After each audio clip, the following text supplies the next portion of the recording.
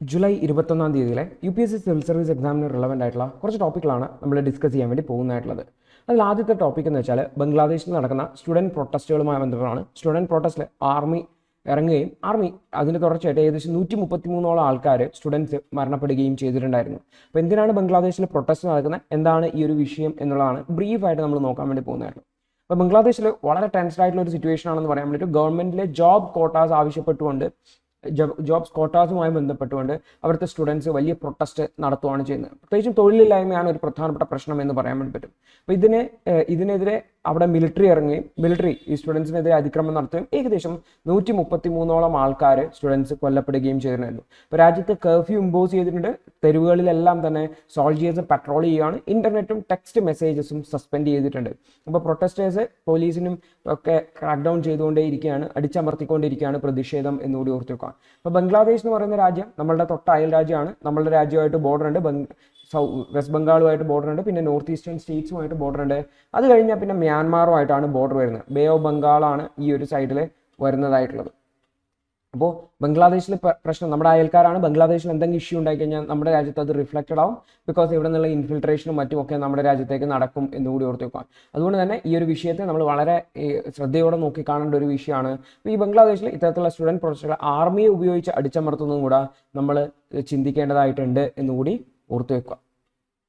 അടുത്തൊരു വാർത്ത എന്ന് വെച്ചാൽ ചന്ദിപ്പുര വൈറസിനെ സംബന്ധിച്ച്, അതുപോലെ തന്നെ അക്യൂട്ട് എൻസെഫലൈറ്റിസ് എന്ന് പറയുന്ന സിൻഡ്രോമിനെ സംബന്ധിച്ച്. ഇത് പ്രധാനമായിട്ടും ഗുജറാത്ത്, രാജസ്ഥാൻ, മധ്യപ്രദേശ് തുടങ്ങിയ 3 സംസ്ഥാനങ്ങളിൽ കാര്യമായിട്ട് 28ഓളം മരണങ്ങൾക്ക് കാരണമായിട്ടുണ്ട്. അപ്പോൾ ഈ ഒരു വൈറസിനെ സംബന്ധിച്ചും അതുപോലെ ഈ അക്യൂട്ട് എൻസെഫലൈറ്റിസ് സിൻഡ്രോമിനെ സംബന്ധിച്ചുമാണ് നമ്മൾ നോക്കാൻ വേണ്ടി പോകുന്നതായിട്ടുള്ളത്. അപ്പോൾ ഈ ഒരു അക്യൂട്ട് എൻസെഫലൈറ്റിസ് സിൻഡ്രോം എന്ന് പറയുന്നത്, അല്ലെങ്കിൽ ഇതിന് കാരണമായിട്ടുള്ള ചന്ദിപ്പുര വൈറസ് എന്നൊക്കെ വിളിക്കുന്നത് വെച്ചാൽ, ഇത് പ്രധാനമായിട്ടും ഗുജറാത്ത് മേഖലയിലാണ് കാണുന്നതെന്ന് ഓർത്ത് വെക്കുക. അപ്പോൾ ഇവിടെ ആക്ച്വലി ഇൻഫീഷ്യസ് ആയിട്ടുള്ള ഏജൻസ്, അതായത് ഇവിടെ ചന്ദിപ്പുര വൈറസ് എന്നാണ് ആ രോഗകാരിനെ വിളിക്കുന്നതായിട്ടുള്ളത്.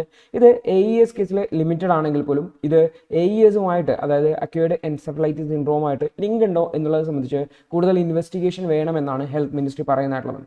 അപ്പോൾ ഈ AES എന്ന് പറഞ്ഞു കഴിഞ്ഞാൽ ബ്രെയിനിലുള്ള ഒരു ഇൻഫ്ലമേഷനാണ്, ബ്രെയിനിൽ ഉണ്ടാകുന്ന ഒരു വീക്കം പോലെയാണ്. ഇത് എന്തുകൊണ്ടാണ്? ഇത് ഇൻഫെക്ഷൻ കാരണമാണ് ഉണ്ടാകുന്നത്. ഇത് ചിലപ്പോൾ ബാക്ടീരിയ കാരണം ഉണ്ടാവാം, അല്ലെങ്കിൽ വൈറൽ കാരണമായിട്ടും അക്യൂട്ട് എൻസെഫലൈറ്റിസ് സിൻഡ്രോം ഉണ്ടാവാം. ഇവിടെ ചന്ദിപ്പുര വൈറസ് അക്യൂട്ട് എൻസെഫലൈറ്റിസ് സിൻഡ്രോം ഉണ്ടാക്കുന്നുണ്ടോ എന്നുള്ളത് സംബന്ധിച്ചാണ് സ്റ്റഡീസ് നടത്തുന്നതായിട്ടുള്ളത്. അപ്പോൾ ഇതിൽ എൻസെഫലൈറ്റിസ് സിൻഡ്രോം ചില സമയങ്ങളിൽ ഇമ്മ്യൂൺ ഡിസോർഡേഴ്സ് ഉണ്ടാക്കുന്നതായിട്ടും റെക്കോർഡുകളുണ്ട് എന്നുകൂടി ഓർത്ത് വെക്കുക. ഇവിടെ ചന്ദിപ്പുര വൈറസ് എന്ന് പറയുന്നത് ഇത് ആക്ച്വലി റൊബോഡിവൈറെ എന്ന് പറയുന്ന ഒരു ഫാമിലിയിൽ പെട്ടതാണ്. ഇത് ആക്ച്വലി റാബീസ് ഫാമിലിയിൽപ്പെട്ട ഒരു വൈറസ് ആണെന്ന് ഓർത്തുക. അപ്പോൾ ഇതിനെ ട്രാൻസ്മിറ്റ് ചെയ്യുന്നതിൽ സാൻഡ്ഫ്ലൈസും അതുപോലെ തന്നെ മൊസ്കിറ്റോസും, അതായത് മൊസ്കിറ്റോസിൽ തന്നെ ഈഡിസ് ഈജിപ്തി ഒക്കെയാണ് പ്രധാനപ്പെട്ട വെക്ടർ ആയിട്ടുള്ളത്. ഇതിൽ ഈഡിസ് ഈജിപ്തി എന്ന് പറഞ്ഞാൽ ഡെങ്കി ഫീവറിൻ്റെ വെക്ടറായിട്ട് വർക്ക് ചെയ്യുന്നതാണ് ഈഡിസ് ഈജിപ്തി പറയുന്നത്. അപ്പോൾ ഈ ഒരു വൈറസ് ഈ ഒരു ജീവികളുടെ അല്ലെങ്കിൽ ഈ ഒരു ഇൻസെക്ട്സിൻ്റെ സലൈവറി ഗ്ലാൻഡിലാണ് ഉണ്ടാവുക. ഈ ഒരു സലൈവറി ഗ്ലാൻഡിൽ കിടക്കുന്ന വൈറസ് നമ്മളെ ബൈറ്റ് ചെയ്യുന്ന സമയത്ത്, അല്ലെങ്കിൽ മൃഗങ്ങളെ ബൈറ്റ് ചെയ്യുന്ന സമയത്ത് അവയുടെ ശരീരത്തിലേക്ക് ഈ ഒരു വൈറസ് കടക്കുകയും ചെയ്യും എന്നുള്ളതാണ്. അപ്പോൾ ഈ ഒരു എൻസെഫലൈറ്റിസ് ബ്രെയിനിൽ ഇൻഫ്ലമേഷന് കാരണമാവുകയും അത് ബ്രെയിൻ്റെ ആക്റ്റീവായിട്ടുള്ള ടിഷ്യൂസിനെ നാശത്തിന് കാരണമാവുകയും ചെയ്യും എന്നുള്ളതാണ്. അപ്പോൾ ഈ ഒരു വൈറസ് സ്പ്രെഡ് ചെയ്യുന്നത് ഈ ഒരു കൊതുക് മാത്രമല്ല, സാൻഡ്ഫ്ലൈസ് കൂടി ഉണ്ട് എന്നുകൂടി ഓർത്ത് വെക്കുക. അപ്പോൾ ഇതിൽ ഫീമെയിൽ ഫിലോട്ടോബൈൻ എന്ന് പറയുന്ന സാൻഡ്ഫ്ലൈ കാറ്റഗറിയിലുള്ളതാണ്. ഏർലി മൺസൂൺ സീസണിലാണ് ഇത്തരത്തിലുള്ള സാൻഡ്ഫ്ലൈസ് ഇതിന് കാരണമാകുന്നത്.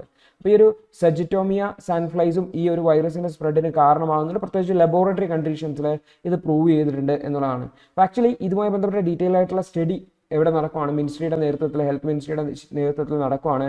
ഈ ഒരു ചന്ദിപ്പുര വൈറസും AESും തമ്മിൽ ബന്ധമുണ്ടോ എന്നുള്ളത് സംബന്ധിച്ച്. അടുത്തത് OBC റിസർവേഷനുമായി ബന്ധപ്പെട്ടാണ്.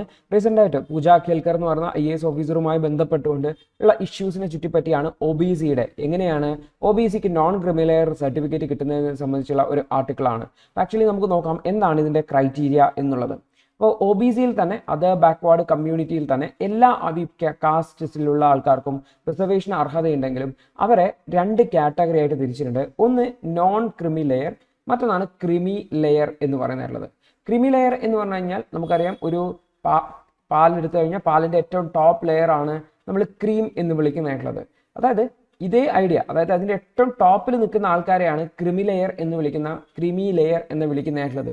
ഇപ്പോൾ ഈ ടോപ്പിൽ നിൽക്കുന്ന വെച്ചാൽ ഈ ഒ ബി സി കാസ്റ്റിൽ തന്നെ സാമ്പത്തികമായിട്ട് മുന്നോക്കം നിൽക്കുന്ന ആൾക്കാരെ ക്രിമി ലെയർ കാറ്റഗറിയിലേക്ക് പെടുത്തിയിട്ട് ഇവർക്ക് റിസർവേഷൻ അവൈലബിൾ അല്ല. അതേസമയത്ത് സാമ്പത്തികമായിട്ട് പിന്നോക്കം നിൽക്കുന്ന ആൾക്കാർക്കാണ് ക്രിമി ലെയർ സർട്ടിഫിക്കറ്റ്സ് ലഭിക്കുക, അവർക്കാണ് റിസർവേഷൻ ലഭിക്കുക. ആ ക്രിമി ലെയറിനുള്ള ക്രൈറ്റീരിയ 8 ലക്ഷമാണ് പെർ ആനം, അതായത് രാജ്യത്തെ വരുമാനം 8 ലക്ഷം പെർ ആനമാണ് എന്നുകൂടി ഓർത്തു വെക്കാം. അപ്പോൾ ആക്ച്വലി ഒ ബി സി കോട്ടയുമായി ബന്ധപ്പെട്ട് ഈ ഒരു കോൺട്രവേഴ്സി വരാൻ കാരണം പൂജ ഖേൽക്കർ എന്ന് പറയുന്ന കേസുമായി ബന്ധപ്പെട്ടാണ്. കാരണം Pooja Khedkar O B C non criminal സർട്ടിഫിക്കറ്റുമായിട്ടാണ് എന്ത് ചെയ്തിട്ടുള്ളത്, ജോലിക്ക് അപേക്ഷിച്ചിട്ടുള്ളത്, ഈ ഒരു സെലക്ഷൻ പ്രോസസ്സിൽ പങ്കെടുത്തുള്ളത്, സെലക്ട് ചെയ്യപ്പെട്ടുള്ളത്. അപ്പോൾ ഖേൽക്കറിന്റെ ബാക്ക്ഗ്രൗണ്ട് നോക്കി കഴിഞ്ഞാൽ ഖേൽക്കർ എന്ന് പറയുന്നത്, അതായത് പൂജ ഖേൽക്കർ എന്ന് പറയുന്നത് അവരൊരു MBBS ഡോക്ടറാണ്, ഒരു മെഡിക്കൽ ഡോക്ടറാണ്. അതുപോലെ തന്നെ അവർ ഒരു റിട്ടയർഡ് സിവിൽ സർവൻറ്റിൻ്റെ പുത്രിയുമാണ്, മകളുമാണ്.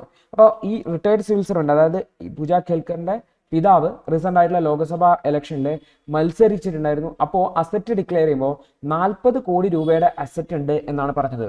നോക്കുക, 8 ലക്ഷം പെർ ആനം താഴെ വരുമാനമുള്ള ഒരാൾക്ക് 40 കോടിയുടെ അസറ്റ് ഉണ്ടാവുക എന്നുള്ളതിനെ സംബന്ധിച്ച് ഭയങ്കര ഡൗട്ട്ഫുൾ ആണല്ലേ. അപ്പോൾ ആക്ച്വലി ഇവർ ഈ ഒരു നോൺ ക്രിമിലെയർ കാറ്റഗറിയിലേക്ക് വരുന്നതാണോ എന്നുള്ളതാണ് പ്രധാനപ്പെട്ട ഒരു ചോദ്യം വന്നിട്ടുള്ളത്.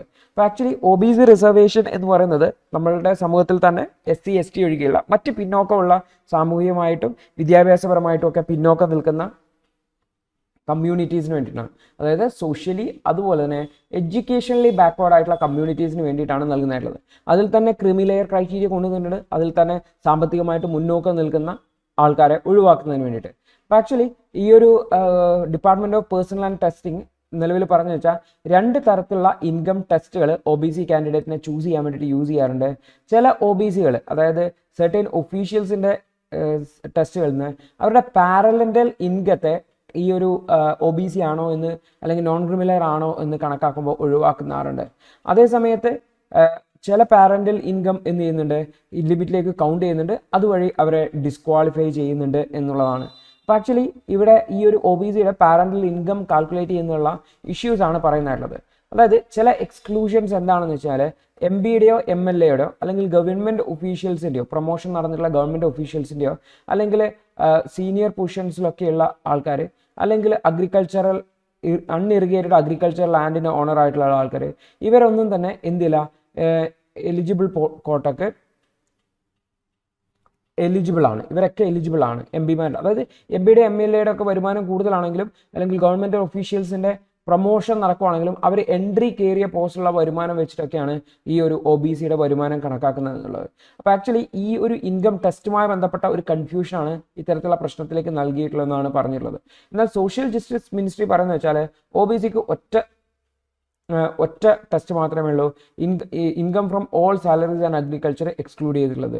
അപ്പോൾ ഡിപ്പാർട്ട്മെൻറ്റ് ഓഫ് പേഴ്സണൽ ട്രെയിനിങ്സ് എന്ന് വെച്ചാൽ ഇത്തരത്തിൽ ഈ ഒരു ഒ ബി സിയിൽ കുറേ ഇൻകംസ് എക്സെപ്റ്റ് ചെയ്യുന്നുണ്ടെന്ന്. അപ്പോൾ ആക്ച്വലി ഇവിടുത്തെ കൺഫ്യൂഷൻ എന്ന് പറഞ്ഞു കഴിഞ്ഞാൽ ഈ ഒ ബി സിയുടെ ഇൻകം കാൽക്കുലേറ്റ് ചെയ്യുന്ന സമയത്ത്, അതായത് ആ ഒരു ക്രൈറ്റീരിയക്ക് വേണ്ടിയുള്ള ഇൻകം കാൽക്കുലേറ്റ് ചെയ്യുക, ഏതൊക്കെ ഇൻകംസ് കൺസിഡർ ചെയ്യണം എന്നുള്ളതിനെ സംബന്ധിച്ചുള്ള ഒരു കൺഫ്യൂഷൻ ആണെന്നുള്ളതാണ്. ചില സമയങ്ങളിൽ ചില ഇൻകം കൺസിഡർ ചെയ്യുന്നില്ല, ചില സമയത്ത് ചില ഇൻകം കൺസിഡർ ചെയ്യുന്നില്ല. അപ്പോൾ ആക്ച്വലി ഈ ഒരു ഇൻകൺസിസ്റ്റൻസിയാണ് ഈ ഒരു കോൺട്രവേഴ്സിക്ക് കാരണമായിട്ടുള്ളത് എന്നുള്ളതാണ്. ഇതിൻ്റെ ഒരു ഇമ്പാക്റ്റ് എന്ന് പറഞ്ഞു കഴിഞ്ഞാൽ റിച്ച് ആയിട്ടുള്ള പല ആൾക്കാരും ഈ ഒരു ഒ ബി സിയുടെ ബെനിഫിറ്റ് നേടിയെടുക്കും, അതേസമയത്ത് ഇത് കിട്ടേണ്ട കുറേ ആൾക്കാർക്ക് അതിൻ്റെ ബെനിഫിറ്റ്സ് ഡിനൈ ചെയ്യും എന്നുള്ളതാണ്. അപ്പോൾ ആക്ച്വലി ഈ ഒരു കറണ്ട് സ്റ്റാറ്റസ് എന്ന് വെച്ചാൽ കോടതിയിൽ ഈ വിഷയം ചൂണ്ടിക്കാണിച്ചിട്ടുണ്ട്. ഇപ്പോൾ DOPT ഡിപ്പാർട്ട്മെൻറ്റ് ഓഫ് പേഴ്സണൽ ട്രെയിനിങ്ങിന് ഈ ഒരു ഡ്യുവൽ ഇൻകം ടെസ്റ്റ് അപ്രോച്ച് നിലവിൽ കോടതിയിൽ ചാലഞ്ച് ചെയ്യപ്പെടുകയാണ്. ബിക്കോസ് ഈ ഒരു ഇൻകം ലിമിറ്റിനെ കുറിച്ചൊക്കെ പറഞ്ഞിരിക്കുന്നത് കോടതിയാണ് എന്നുകൂടി ഓർത്തുവെക്കുക. മണ്ഡൽ കേസ് 1992 എന്നുകൂടി ഓർത്തു വെക്കേണ്ടതായിട്ടുണ്ട്. അടുത്തൊരു വാർത്ത, ഈ ഒരു ടീ ഇൻഡസ്ട്രീസിന് remission of duties and taxes on exported product scheme introduce ചെയ്യണം എന്ന് പറഞ്ഞുകൊണ്ടാണ്, അതിൻ്റെ റേറ്റ് ഇൻക്രീസ് ചെയ്യണം എന്ന് പറഞ്ഞുകൊണ്ടാണ് ടീ ഇൻഡസ്ട്രി എന്നുള്ള ആൾക്കാർ പറയുന്നുള്ളത്. നിലവിൽ എക്സ്പോർട്ടിനെ കുറേ കൂടി കോമ്പറ്റീറ്റീവ് ആക്കുന്നതിന് വേണ്ടിയിട്ട് അതിന് മേലെയുള്ള ഡ്യൂട്ടീസും ടാക്സസും ഒക്കെ കുറച്ച് കൊടുക്കുക അല്ലെങ്കിൽ റെമിഷൻ ചെയ്യുക എന്നുള്ളതാണ് ഈ ഒരു സ്കീമിൻ്റെ ഉദ്ദേശമായിട്ടുള്ളത്. അപ്പോൾ ഇത് കൂടുതലായിട്ട് അതിന് ബെനിഫിറ്റ് കൂടുതലായിട്ട് നൽകണം എന്നാണ് പറഞ്ഞുള്ളത്. അപ്പോൾ ഇന്ത്യൻ ടീ ഇൻഡസ്ട്രിയാണ് ഇതിലെ ഒരു വിഭാഗം ആൾക്കാരെ. ദി ഹിന്ദുവിന്റെ ഇന്നത്തെ വിശകലനം കണ്ടതിന് നന്ദി. നിങ്ങൾക്ക് ഇത് സഹായകരമായെന്ന് വിശ്വസിക്കുന്നു. ഇന്നത്തെ ബാക്കിയുള്ള വാർത്തകളുടെ വിശകലനത്തിനു വേണ്ടി ഞങ്ങളുടെ ന്യൂസ് അനാലിസിസ് ക്ലാസ്സിൽ ജോയിൻ ചെയ്ത് പഠിക്കാവുന്നതാണ്.